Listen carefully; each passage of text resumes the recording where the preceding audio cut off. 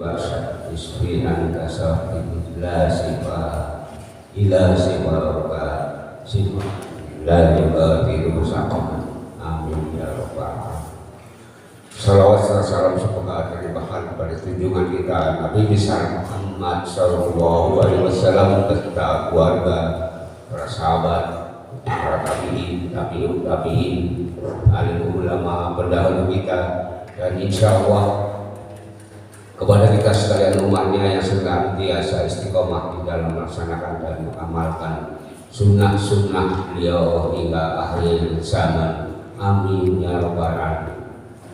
Hadirin hadirat yang dimuliakan Allah, kali kita pagi ini akan diisi oleh Rahmat Ustaz Fahmi. Alhamdulillah dia sudah hadir di tengah-tengah kita. Baik, langsung saja kita manfaatkan waktu. Mari kita sama-sama buka dengan lafaz basmalah. Bismillahirrahmanirrahim. Sudah Ustaz teruskan.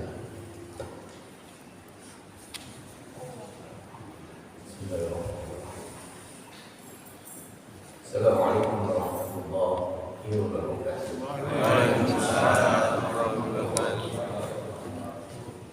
Alhamdulillahilladzi anzala sakinata fi qulubil mu'minina liyazdadu imanan ma'a imanihim. Walillahi junudus samawati wal ardi wa kana Allahu 'aliman hakima. أشهد أن لا إله إلا الله وحده لا شريك له وأشهد أن محمدا عبده ورسوله. اللهم صل وسلم على هذا النبي الكريم وعلى آله وأصحابه أجمعين.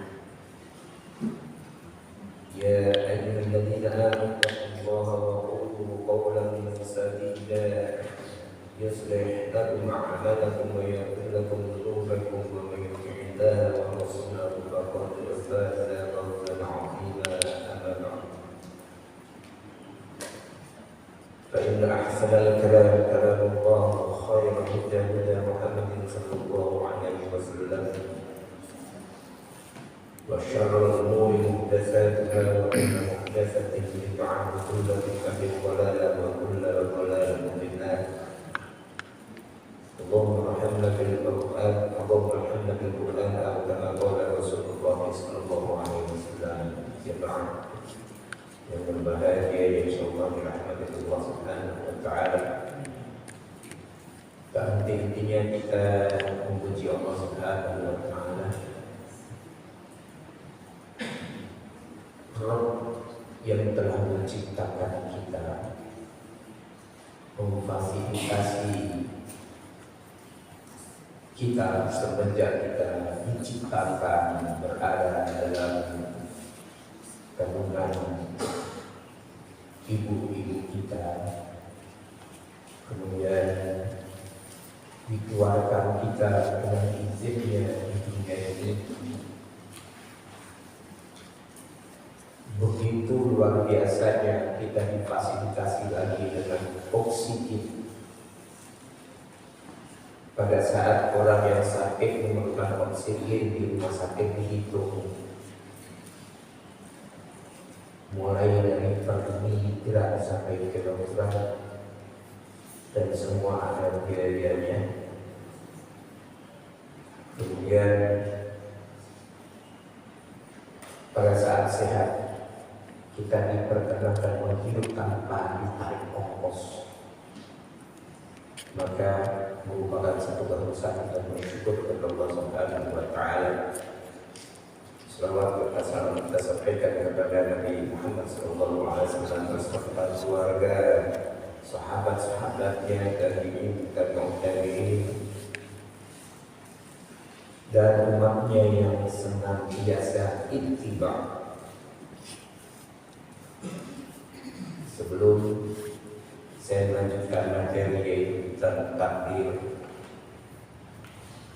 yang pertama pagi hari ini saya membawa buklet atau buku kecil pikir pagi dan petang, dan insyaallah itu dibagi, saya yakin cukup apabila jemaahnya tidak lebih dari 100. Saya berusaha memasyarakatkan bikin pagi dan petang. Apabila jemaah membaca kemudian diartikan dan direnungi, saya yakin ini membuat renungan yang luar biasa, sehingga tidak timbul kebohongan pada saat kita diberi ketelapan oleh Allah Subhanahu wa Ta'ala berupa materi maupun kesehatan, dan tidak merasa kecil dengan cobaan-cobaan yang diberikan oleh Allah Subhanahu wa Ta'ala, seperti tadi yang sudah disampaikan, ada yang sakit dan sudah ada yang pulang. Kalau saya selalu berdoa dan saya sampaikan kepada anak saya, kiranya apabila bapak sakit jangan asal membawa ke rumah sakit, biarkan saja di rumah. Apabila ajal menjemput, mereka mau menjemput dalam kondisi bebas tanpa ada ikatan dengan alat-alat yang mana tidak ada kebebasan untuk melafazkan kalimat tauhid. Itu selalu yang saya secara pribadi saya minta kepada Allah Subhanahu wa Ta'ala, dan merupakan satu keharusan dibarengi dengan amal-amal yang dicontohkan oleh Rasulullah Sallallahu Alaihi Wasallam. Itu yang pertama. Yang kedua, saya mohon pada pagi hari ini tidak ada pertanyaan, karena saya akan menjemput anak saya yang berada di pesantren pagi ini, karena jadwalnya jadwal Jumat. Baik. Apabila kita berbicara masalah takdir ini bukan segala sesuatu yang begitu terjadi tanpa proses, kemudian kita menerima, ya sudah, itu kan merupakan takdir. Tapi ingat pada hati kita tidak ikhlas.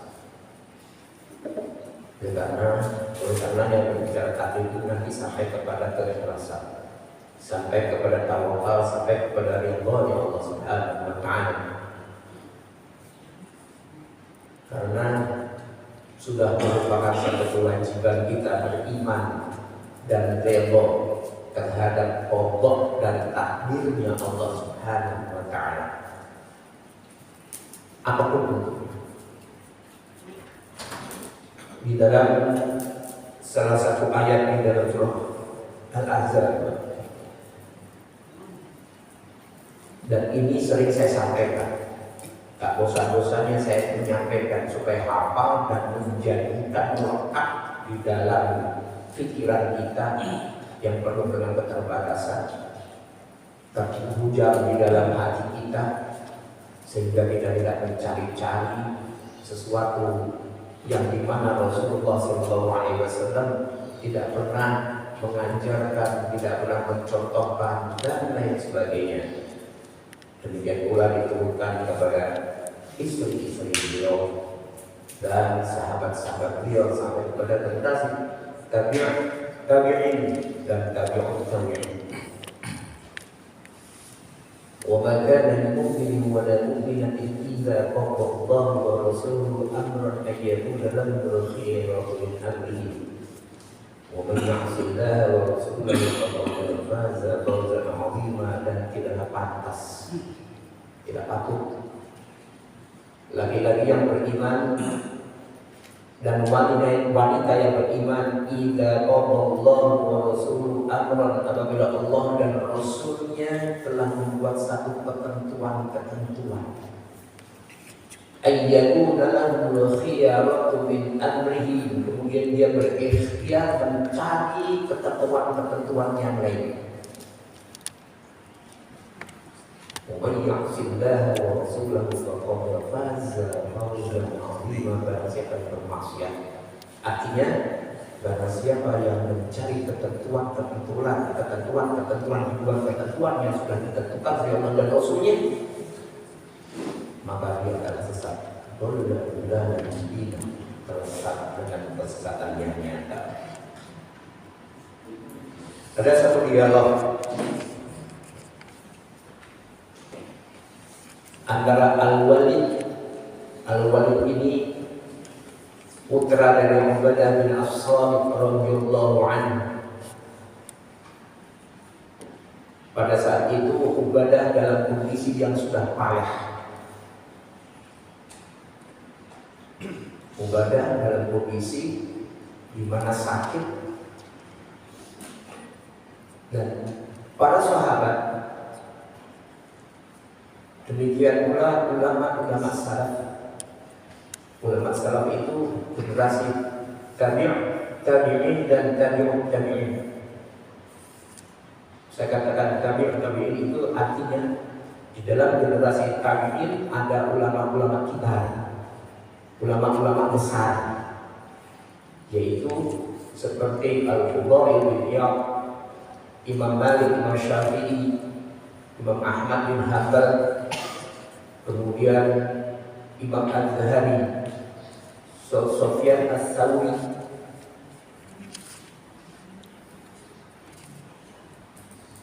Itu termasuk ulama-ulama kibar di zamannya. Kalau sekarang ini sulit kita mencari ulama kibar, meskipun ada julukannya, itu berada di Saudi.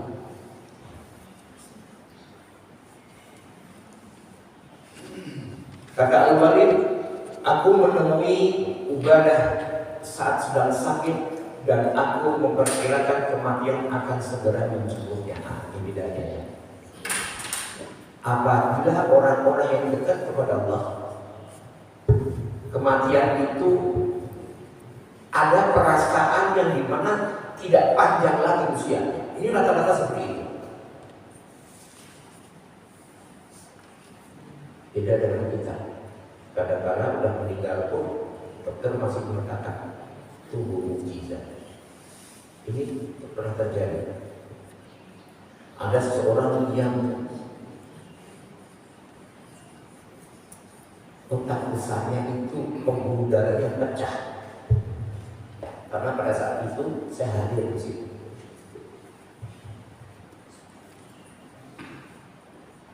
Saya mendapatkan ilmu dari suster.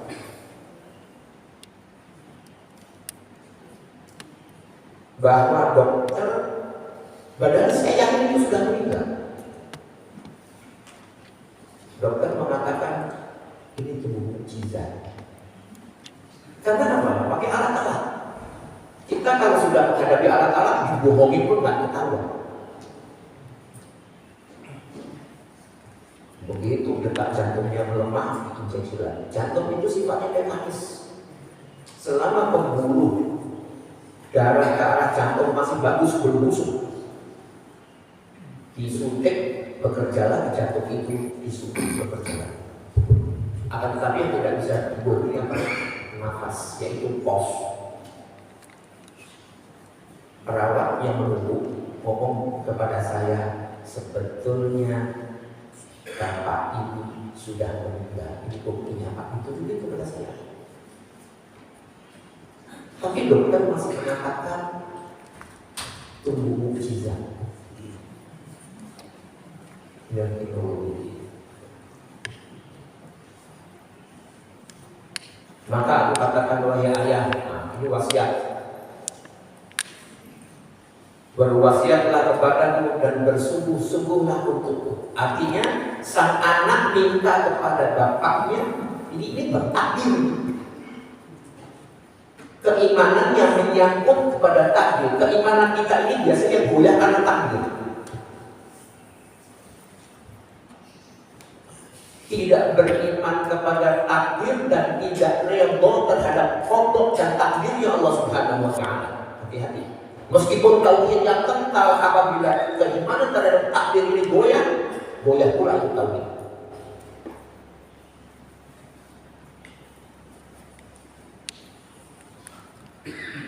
Kemudian Ubadah bin As-Samit meminta kepada Al-Walid, dudukkanlah aku. Kembali saya sampaikan, dalam kondisi sakit saya membaca riwayat atau biografi dari ulama-ulama kibar Pada saat diminta untuk menjelaskan ayat atau hadis dalam kondisi sakit, maka minta kepada orang yang bertanya itu untuk mendudukkan, artinya menghormati hadis dan ayat. Ini perlu kita contoh, menghormati hadis dan dudukan orang. Kata Ubadah, ketika aku telah mendudukkan ayatku, kata Al-Walid, dia mengatakan oleh putraku, sesungguhnya engkau tidak akan merasakan manisnya iman dan tidak akan mencapai hakikat pengetahuan tentang Allah hingga engkau beriman kepada qadar yang baik dan yang buruk. Ini pesan Ubadah. Kita ini biasanya berwasiat tentang harta, berbagi-bagi harta. Tanah yang ini untuk isi kamu anak pertama. Begitu ada yang mendapatkan tanahnya terpencil, mojok susah di apa?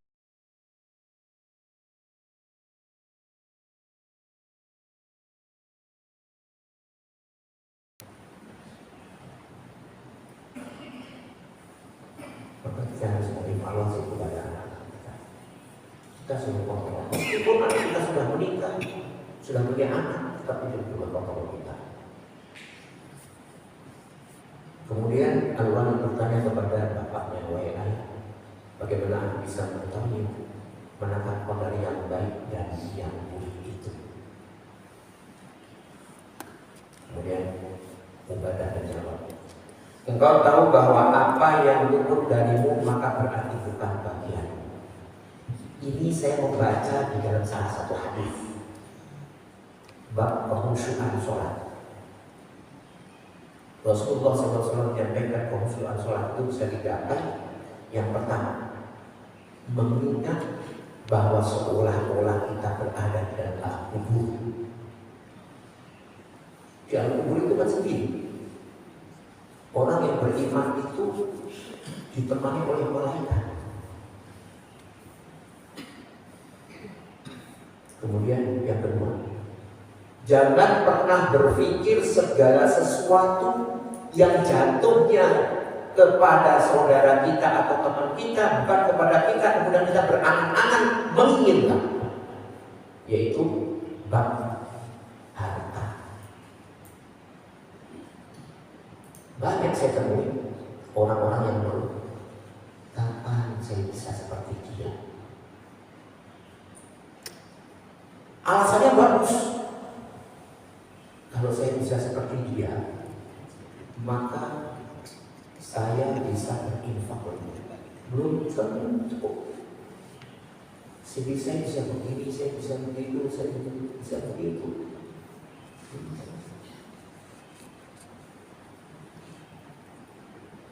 Jadi Ubadah menyampaikan, engkau tahu bahwa apa yang luput darimu maka berarti bukan bagianmu. Sesuatu yang lepas dari kita dan kita sudah berikhtiar, bukan hak kita. Nggak usah diangan-angan. Kita berproses untuk maju ke depan. Akan tetapi maknanya bukan kemudian kita berpangku tangan menyesali segala sesuatu yang luput dari kita. Dan apa yang menjadi bagianmu maka pasti tidak akan luput darimu. Ini benar.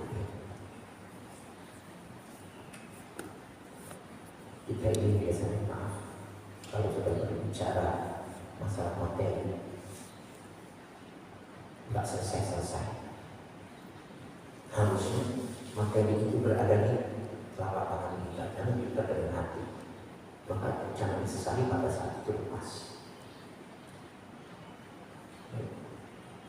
Kemudian Ubadah bin As-Samit menyampaikan sabda Rasulullah SAW, Inna awwala ma khalaqa Allah ta'ala al-qalam, thumma qala uktub fajara fi tilka as-sa'ati bima huwa ka'inun ila yaumil qiyamah. Sesungguhnya makhluk yang pertama kali diciptakan Allah Ta'ala adalah al-qalam. Kemudian Allah berfirman, uktub, tulislah. Kemudian Allah bertanya, apa yang harus aku tulis?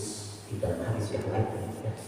Di dalam hadis ini, lalu ia menuliskan pada waktu itu segala yang akan terjadi hingga jadi hadis ini yang mendasari bahwa segala sesuatu yang luput dari kita jangan kita sesali, akan tetapi kalau itu hak pada kita yang kita terima dengan kembali kepada Allah Subhanahu wa Ta'ala. Wahai putraku, kata Al-Walid, dalam kata Allah As-Samit, jika engkau mati tidak dalam keadaan demikian, niscaya engkau akan masuk neraka.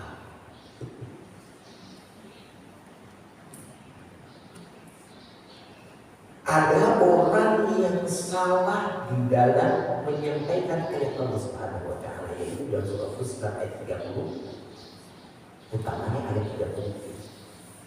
30. Padahal harusnya dia melanjutkan di dalam ayat yang ke-31-nya. Ini kecerobohan yang terjadi. Seperti halnya kemarin pada saat hari Jumat, saya menjelaskan masalah kurban dan masalah haji. Ada penanya yang bertanya kepada saya tentang badan. Sebab badan haji itu tidak ada.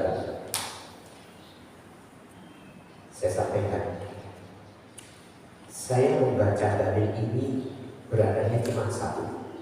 Bulughul Maram itu ada dua versi. Ya tidak dibaca Bulughul Maram ya. Bulughul Maram itu ada dua versi. Versi aslinya itu Ibnu Hajar Al-Asqalani. Dan ini harus diteruskan dengan satu kitab yang namanya Subulus Salam. Akan tetapi ada Bulughul Maram yang mengutip kitab aslinya, akan tetapi diadakan perubahan-perubahan. Nah inilah yang menyatakan bahwa badal haji itu tidak ada. Mengutip surah An-Najmi ayat 38 dan ayat 39. Akan tetapi bahwa ayat 38 dan 39 itu belum selesai, harus dibahas di surah Al-Fatihah ayat yang ke-12. Kemudian merujuk kepada hadis Rasulullah SAW, salah satu lelaki akan membadal hajikan saudaranya yang bernama Subhrumah pada saat lafaz hajinya dengan an Subhrumah. Ditanya oleh Rasulullah, siapa Subhrumah? Hadisnya tidak, tapi diselisihi. Kemudian mengatakan Subhrumah itu saudara kan. Ditanya lagi kepada lelaki ini, apakah kau sudah haji? Belum ya Rasulullah. Oh haji dulu, baru kau menghajikan Subhrumah, maka badal haji itu boleh. Tapi sekarang juga badal haji disalahgunakan. Satu orang membadalkan 10 orang. Kan lucu, diwakili hajinya 10 orang, badalnya diwakili dengan 1 orang karena fulus. Lumayan, 1 orang 1.500 US, 10 orang 15.000 US, hampir sama dengan haji plus untuk 1 orang. Udah itu dari sana mendapat sertifikat yang ditandatangani oleh salah satu syekh. Syekhnya siapa saya tak tahu. Baik, ini sudah saya sampaikan juga bahwa takdir itu memenuhi 4 rukun. Rukun yang pertama adalah al-ilm, rukun yang kedua adalah al-kitabah, pencatatan, rukun yang kedua al-masirah, ketentuan Allah, dan rukun yang ketiga adalah al-khalq, ciptaan Allah. Apabila kita melihat rukun ini, maka jangan berhenti bangun itu adalah rukun takdir, tidak. Ini satu isyarat bahwa di dalam ibadah kita itu memerlukan ilmu terlebih dahulu.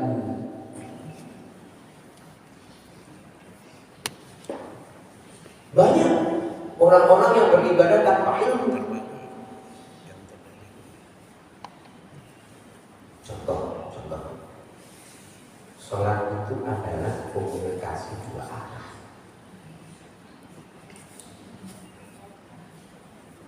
ada statement pada saat istiftah, kemudian ada komunikasi dua arah pada saat membaca suratul Fatihah, kemudian ada satu dialog di dalam baca surah dan zikir pada saat ruku, kemudian satu ungkapan pada saat i'tidal, zikir pada saat sujud, doa pada saat duduk antara dua sujud, duduk iftirash.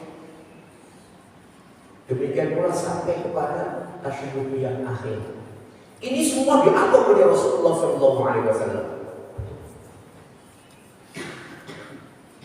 Kebanyakan kita tidak kesana. Kita ini ibadahnya copy paste. Sholat sebelahnya dengerin. Ada belum hafal dengerin. Didengerin, dia nggak pernah baca bukunya, asal ikut aja. Yang dengerin salah, artinya masker kopinya ini sudah kabur. Akhirnya hasilnya kabur. Nggak tampil, bukan masalah nggak tampil, nggak pas dengan apa yang pernah dicontohkan oleh Rasulullah SAW dan apa yang disampaikan oleh Rasulullah SAW sampai kepada zikir muqayyad.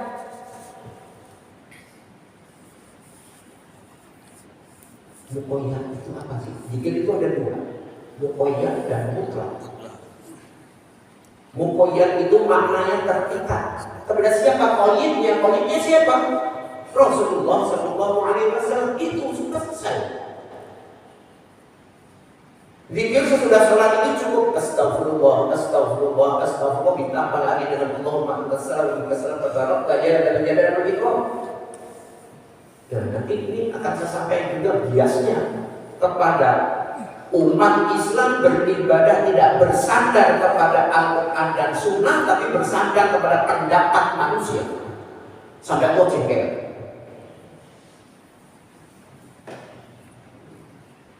Jadi pendapat-pendapat Allah, artinya Al-Quranul Karim dan Sunnah-Sunnah Rasulullah itu dilemparkan ke belakang. Pendapat-pendapat manusia karena dia senang maka dicontoh. Sebelah saya sholat berjamaah, berisik, udah berisik salah.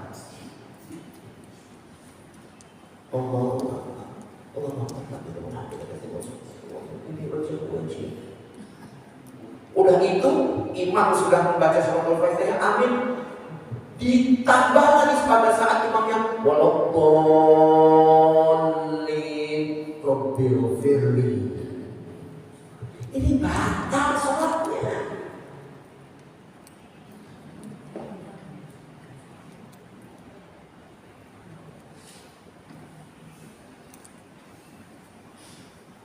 Sama dengan pada saat membaca surah Al-A'la. Ibrahim wa Musa sama ngomong alaihissalam.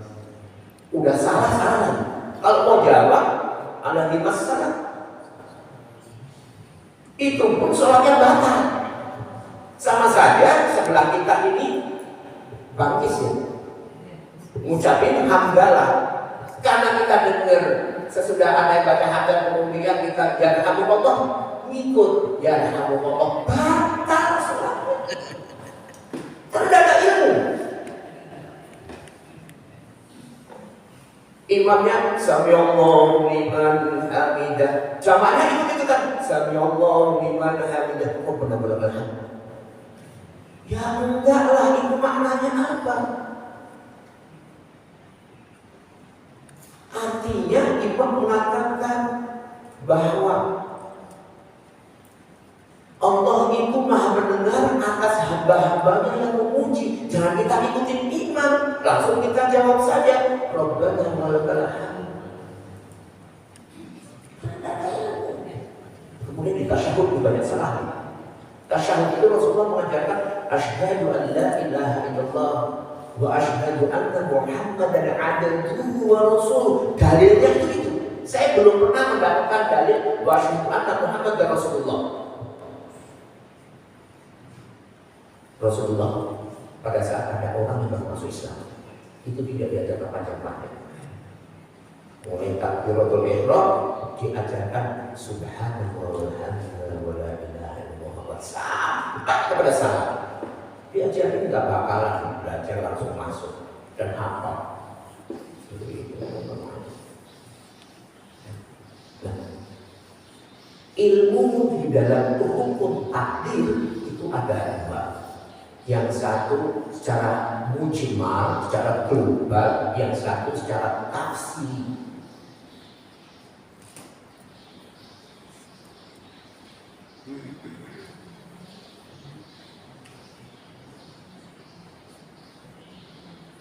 Secara global, bahwa Allah mengetahui segala sesuatu yang belum terjadi dan akan terjadi dan sedang yang terjadi, akan terjadi, sedang terjadi dan sudah terjadi. Allah tahu semuanya. Ini yang sering kalimat ini kita sampaikan dengan apa? Ya itu kan sudah Allah sudah tahu. Tapi sering diingkari. Kita duduk di masjid ini, itu sudah ditulis oleh ulama 50.000 tahun sebelum kita duduk di sini.